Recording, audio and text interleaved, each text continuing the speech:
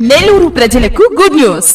అత్యాధునిక పరికరాలతో ఆర్థో సేవలు ఇప్పుడు మన కోసం మన నెల్లూరులో డాక్టర్ షేక్ నవాజ్ షరీఫ్ గారిచే అరిగిన కీళ్లకు కీళ్ల మార్పిడి, వెన్నెముక సమస్యలకు చికిత్స 7013809996. దయచేసి కార్పొరేటర్లు కాని వారు ఎవరైనా సరే మందిరంలోంచి బయటికి వెళ్ళవలసిందిగా విజ్ఞప్తి చేస్తారు.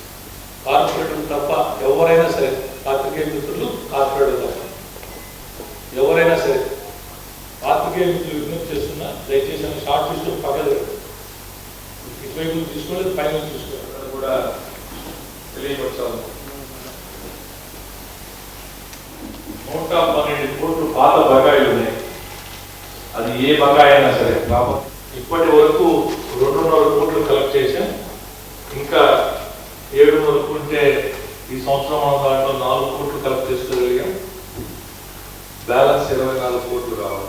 అటువంటి ఇక మీద జరగనీయకుండా ఎనీ గవర్నమెంట్ ప్రోగ్రామ్ మన కార్పొరేషన్ వైపు నుంచి జరిగేది ఖచ్చితంగా ముందుగానే ఆ సంబంధిత కార్పొరేషన్ తెలియజేయాల్సి, అటువంటి పునరావృతంగా చూసుకోవాల్సిందిగా ఇంకొకసారి ఇటువంటి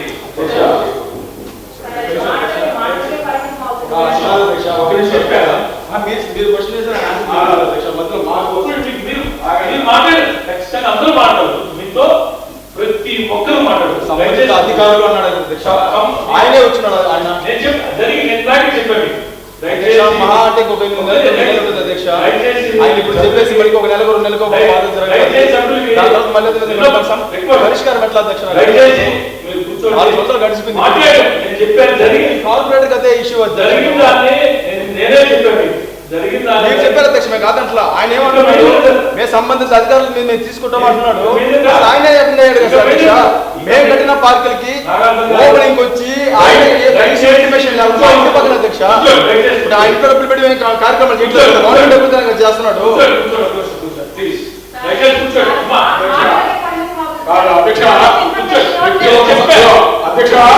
మీకు ముందుగానే చెప్పా, ఒక మంచి వాతావరణంలో ఈరోజు మీటింగ్ జరుపుతున్నామని చెప్పా. ఈ కార్పొరేషన్ అయితే ఇదే విధంగా చేసుకుందామంటే నేను మాట్లాడతాం. ఒక చిన్న విన్నపం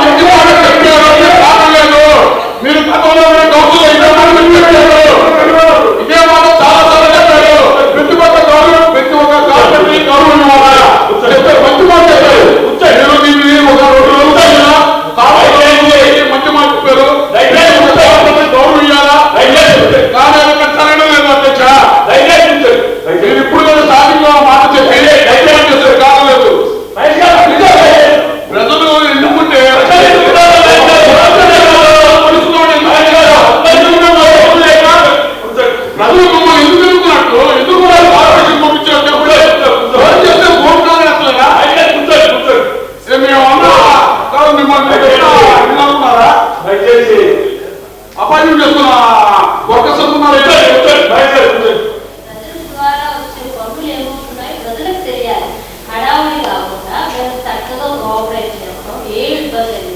ప్రతి అంశంలో కూడా కూలంకుషంగా మాకు డౌట్స్ ఉంటే కమిషనర్ గారి దగ్గరికి వెళ్ళి పర్సనల్ గా అడగడం వల్ల ఉపయోగం లేదు, మీ దగ్గరకు వచ్చి రిక్వెస్ట్ చేయడం వల్ల ఉపయోగం లేదు. కానీ ప్రజలు కట్టే ప్రతి రూపాయి కూడా ప్రజలకు ఏ విధంగా ఖర్చు చేస్తున్నారో తెలియజేయాల్సిన బాధ్యత మన పైన ఉంది. కాబట్టి ఇక్కడ నుంచి ప్రజలకు తెలియజేస్తాం. కాబట్టి దానికి సంబంధించినటువంటి వెహికల్స్ ప్రొవైడ్ చేయాలనుకుంటున్నాము. అది దానికి డీటెయిల్స్ ఏంటి? 4 పాయింట్స్ నేను లెటర్ ఆయన పంపించేది కాబట్టి నేను కింద సీల్ కూడా వేయించుకోవాలని చెప్పాను. దీనికి సంబంధించి 6 నెలలు అయింది, ఇప్పటికి కనీసం రిప్లై ఇవ్వదు.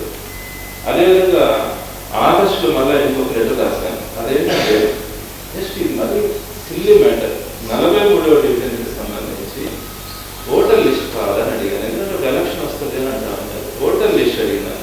నేను ఆయనకు ఫోన్ చేసి నేరుగా అడిగితే కూడా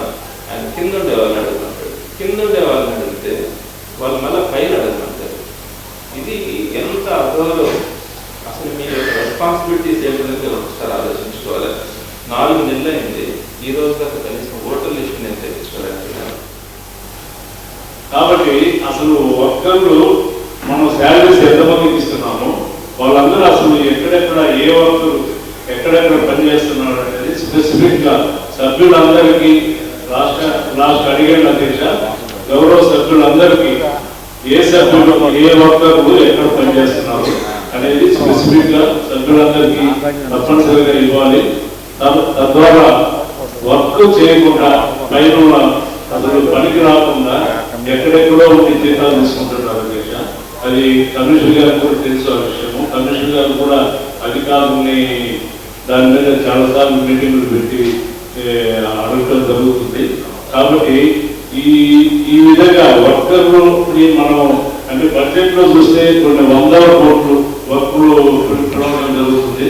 కానీ మున్సిపల్ వర్కర్ని మనం సబ్జెక్ట్ గా పెట్టుకోలేని పరిస్థితి ఏర్పడుతుంది.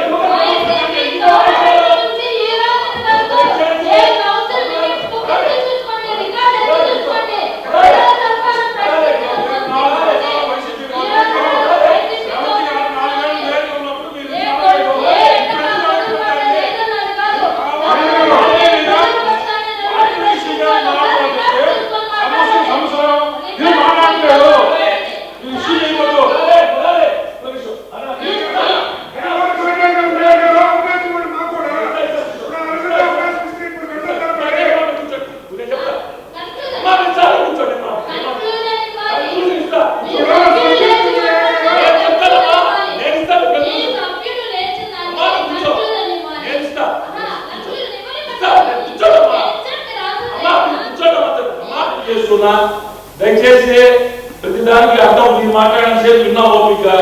మీరు ఒక్కరే సభ్యులు కాదు, ఇక్కడ అనేక మంది సభ్యులు కాదు, అర్థం చేసుకోండి. చెప్తున్నా ఒక్క నిమిషం, మీరు ఒక్క నిమిషం అన్ని మీకు ఏదన్నా సార్ రమేష్ గారు దీనికి సంబంధించి అడిగిన డౌట్ అన్ని కూడా మీటింగ్ అయిపోయాక గౌరవ సభ్యులకి ఇవ్వాల్సిందిగా ఆన్సర్ చేస్తున్నాం. తర్వాత రెండవది ప్రధానమైన అంశం బాబు గౌరవంకి ఇందాక చెప్పింది ఆమె అనుభవం లేదు, మొట్టమొదటి తమ అనుభవం రాయించడంతో 14th ఫైనాన్స్ మా జగన్ లేదు. 14th ఫైనాన్స్ అనేది కేంద్ర ప్రభుత్వం.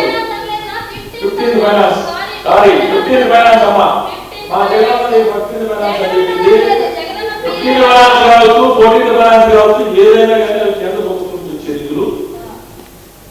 కేంద్ర ప్రభుత్వం వచ్చే నిధులు అన్ని కార్పొరేషన్లు ఏదైతే అలకేట్ చేస్తారో గౌరవ సభ్యులు ఒక అంశం మీద మాట్లాడితే ఓకే, ఒక అంశం నుంచి మళ్ళీ 15th ఫైనాన్స్ పోయింది. 15th ఫైనాన్స్ మరి కార్మికుల సమస్య. ఈ విధంగా దయచేసి మీకు ఏదన్నా ఉంటే అజెండా అయిపోయిందో అజెండా అంశం మాట్లాడేటప్పుడు